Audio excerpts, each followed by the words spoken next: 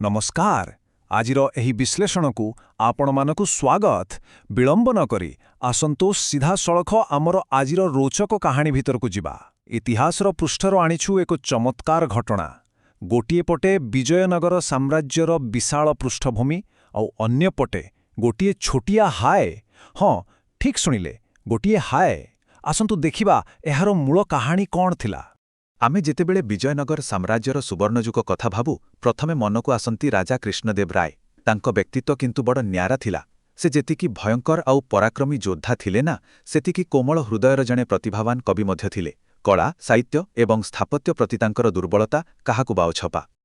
ଆଉ ଏଇ ସାହିତ୍ୟ ପ୍ରେମ ଯୋଗୁଁ ହିଁ ତାଙ୍କ ଦରବାରରେ ସ୍ଥାନ ପାଇଥିଲେ 8 ଜଣ ମହାନ କବି, ଯେଉଁମାନଙ୍କୁ ସମସ୍ତେ ଅଷ୍ଟଦିଗ୍ଗଜ ବୋଲି ଡାକୁଥିଲେ। କିନ୍ତୁ ଏମାନଙ୍କ ଭିତରେ ଜଣେ ଥିଲେ ଯେ ସମସ୍ତଙ୍କଠାରୁ ଟିକେ ଅଲଗା। ସେ ହେଉଛନ୍ତି ଆମର ଅତି ପରିଚିତ ଚତୁର ତେନାଲି ରାମ।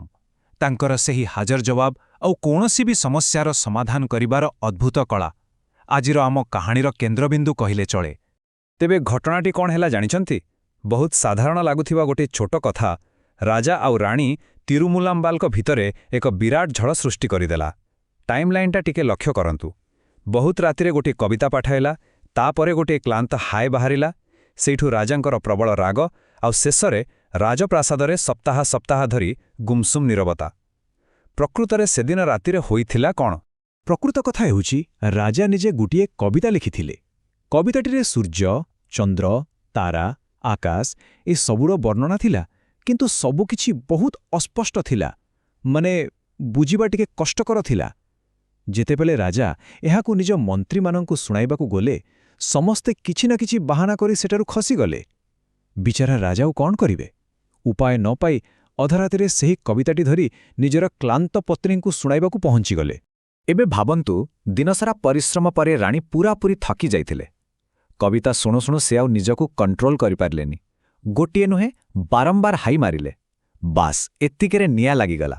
ଜଣେ ଅତ୍ୟନ୍ତ ସମ୍ବେଦନଶୀଳ ଏବଂ ଗର୍ଭୀ ରାଜା ଏହି ସାଧାରଣ ଶାରୀରିକ କ୍ଲାନ୍ତିକୁ ତାଙ୍କ କବିତା ପ୍ରତି ଏକ ବିରାଟ ଅପମାନ ବୋଲି ଭାବିନେଲେ, ଆଉ ରାଗିଯାଇ ସେଠାରୁ ଚାଲିଗଲେ। ଦୁଃଖରେ ଭାଙ୍ଗି ପଡ଼ିଥିବା ରାଣୀ ଯିବେ ତ ଯିବେ କୁଆଡ଼େ? ସେ ସିଧା ଯାଇ ପହଞ୍ଚିଲେ ଆମର ତେନାଲିରାମଙ୍କ ପାଖରେ। କାରଣ ସେ ଜାଣିଥିଲେ, ପୂରା ସାମ୍ରାଜ୍ୟରେ କେବଳ ତେନାଲିରାମ ହିଁ ଏମିତି ଜଣେ ବ୍ୟକ୍ତି ଯିଏ ନିଜର ବୁଦ୍ଧିବଳରେ ଏହି ରାଜକୀୟ ସ୍ୱାମୀ ସ୍ତ୍ରୀଙ୍କ କଳିର ସମାଧାନ କରିପାରିବେ। ରାଣୀ ତାଙ୍କୁ ଆରମ୍ଭରୁ ଶେଷ ଯାଏଁ ସବୁ କଥା ଖୋଲି କହିଲେ। ସବୁ ଶୁଣିବା ପରେ ତେନାଲି ରାମଙ୍କୁ ଗୋଟିଏ କଥା ସ୍ପଷ୍ଟ ଜଣାପଡ଼ିଗଲା। ଜିତଖୋର ଆଉ ରାଗୀ ରାଜାଙ୍କୁ ସିଧାସଳଖ ଯାଇ ଆପଣଙ୍କର ଭୁଲ କହିଲେ କଥା ଆହୁରି ବିଗିଡ଼ିଯିବ।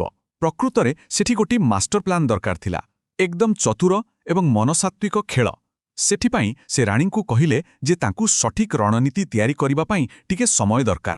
ଆଚ୍ଛା, ତା ପରଦିନ ସକାଳ ଦୃଶ୍ୟଟା କଳ୍ପନା କରନ୍ତୁ।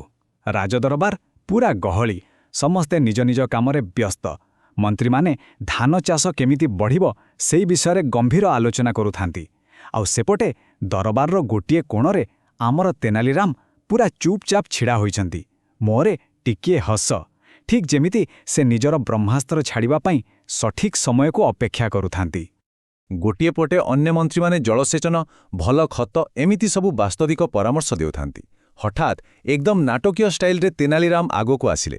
ତାଙ୍କ ହାତରେ ଗୋଟିଏ ଥାଲିଆ ଭର୍ତ୍ତି କିଛି ବିପ୍ଳବାତ୍ମକ ଧାନ ବିହନ, ଆଉ ସେ ଦମ୍ବଳ ସହ ଦାବି କଲେ ଯେ ଏଇ ବିହନ ବୁଣିଲେ ଅମଳ ସିଧା 3 ଗୁଣ ବଢ଼ିଯିବ। କେବଳ ଚିନ୍ତା କରନ୍ତୁ, ଏମିତି କଥା ଶୁଣିଲେ କାହାକୁ ବା ଆଶ୍ଚର୍ଯ୍ୟ ନ ଲାଗିବ? ଦରବାରୀମାନେ ତ ଏକଥା ଶୁଣି ଫୁସ୍ଫୁସ୍ ହୋଇ ଥଟ୍ଟା କରିବା ଆରମ୍ଭ କରିଦେଲେ। ଇଏ କ'ଣ କୌଣସି ଯାଦୁକରୀ ବିହନ କି?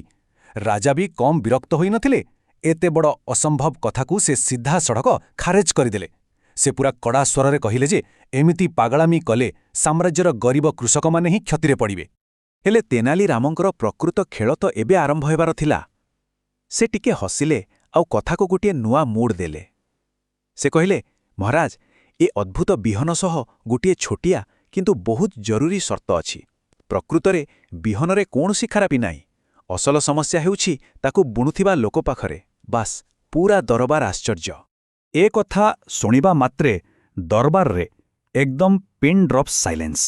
ରାଜାଙ୍କର ଉତ୍କଣ୍ଠା ଆଉ ରାଗ 2 ଗୁଣ ହୋଇଗଲାଣି। ସେ ନିଜ ଭ୍ରୁଲତାକୁ କୁଞ୍ଚନ କରି ପୂରା ବଡ଼ ପାଟିରେ ପଚାରିଲେ, ବିହନ ବୁଣୁଥିବା ବ୍ୟକ୍ତିଙ୍କର କ'ଣ ସମସ୍ୟା ଅଛି କୁହ? ପ୍ରକୃତରେ ଦେଖିବାକୁ ଗଲେ ଏଇଠି ହିଁ ରାଜା ତେନାଲିରାମଙ୍କ ବିଛାଯାଇଥିବା ଜାଲରେ ସମ୍ପୂର୍ଣ୍ଣ ରୂପେ ଫସି ଯାଇଥିଲେ। ଏବେ କେବଳ କ୍ଲାଇମ୍ୟାକ୍ସକୁ ଅପେକ୍ଷା।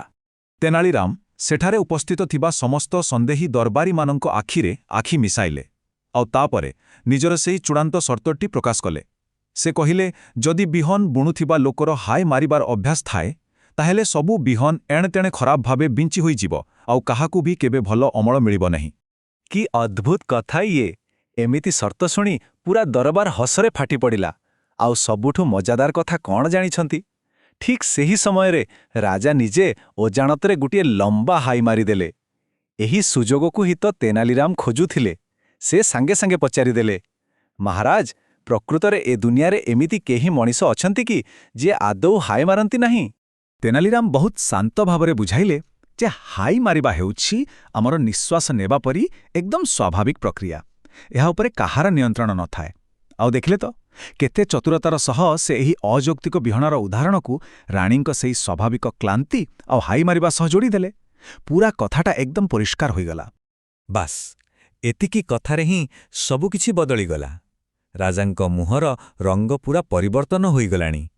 ତାଙ୍କ ମନ ସିଧା ଫେରିଗଲା ସେହି ରାତିର ଘଟଣାକୁ, ଯେବେ ସେ କେବଳ ଗୋଟିଏ ହାଇ ପାଇଁ ନିଜ ସ୍ତ୍ରୀଙ୍କ ସହ ଏତେ ବଡ଼ ଝଗଡ଼ା କରିଥିଲେ। ସେ ବୁଝିପାରିଲେ ଯେ ଏକ ସାଧାରଣ ଶାରୀରିକ ପ୍ରକ୍ରିୟାକୁ ନେଇ ସେ କେତେ ବଡ଼ ଅନ୍ୟାୟ କରିଛନ୍ତି। ରାଜାଙ୍କ ମନ ଭିତରେ ଏବେ ପ୍ରବଳ ଅନୁତାପ। ନିଜର ସବୁ ଅହଙ୍କାରକୁ ପଛରେ ପକାଇ ଜଣେ ପ୍ରକୃତ ଜ୍ଞାନୀ ଏବଂ ନ୍ୟାୟପରାୟଣ ଶାସକ ଭଳି ସେ ନିଜର ଭୁଲ ସ୍ୱୀକାର କଲେ। ଆଉ ଏହିପରି ଭାବରେ ତେନାଲିରାମଙ୍କର ତୀକ୍ଷ୍ଣ ବୁଦ୍ଧି ଯୋଗୁଁ ରାଜା ଆଉ ରାଣୀଙ୍କ ଭିତରେ ଲାଗି ରହିଥିବା ସେହି ମନାନ୍ତରର ଏକ ସୁଖଦ ଅନ୍ତ ଘଟିଲା। ତେବେ ଦର୍ଶକ ବନ୍ଧୁ, ଆଜିର ଏହି ବିଶ୍ଳେଷଣରୁ ଗୋଟିଏ କଥା ସ୍ପଷ୍ଟ। ଇତିହାସର ଏହି କାହାଣୀଟି ଆମ ଆଖପାଖରେ ଏବେ ବି ଘଟୁଛି। ଟିକେ ନିଜକୁ ପଚାରି ଦେଖନ୍ତୁ ତ, ଆମେ ଆମର ଦୈନନ୍ଦିନ ଜୀବନରେ କିମ୍ବା ନିଜ ସମ୍ପର୍କରେ କେତେଥର ଏମିତି ଛୋଟ ଛୋଟ ସ୍ୱାଭାବିକ କଥାକୁ ଭୁଲରେ ଏକ ବିରାଟ ଅପମାନ ବୋଲି ଧରିନେଉ? ଏହା ନିଶ୍ଚିତ ଭାବରେ ଏକ ଏପରି ପ୍ରଶ୍ନ ଯାହା ଉପରେ ଆମ ସମସ୍ତଙ୍କୁ ବିଚାର କରିବାକୁ ପଡ଼ିବ। ଆଜିର ଏହି ଚମତ୍କାର ବିଶ୍ଳେଷଣକୁ ଆମେ ଏଇଠି ରଖୁଛୁ। ଆଶା କରୁଛୁ ଏହା ଆପଣମାନଙ୍କ ପାଇଁ ବେଶ୍ ଶିକ୍ଷଣୀୟ ଏବଂ ରୋଚକ ଥିଲା।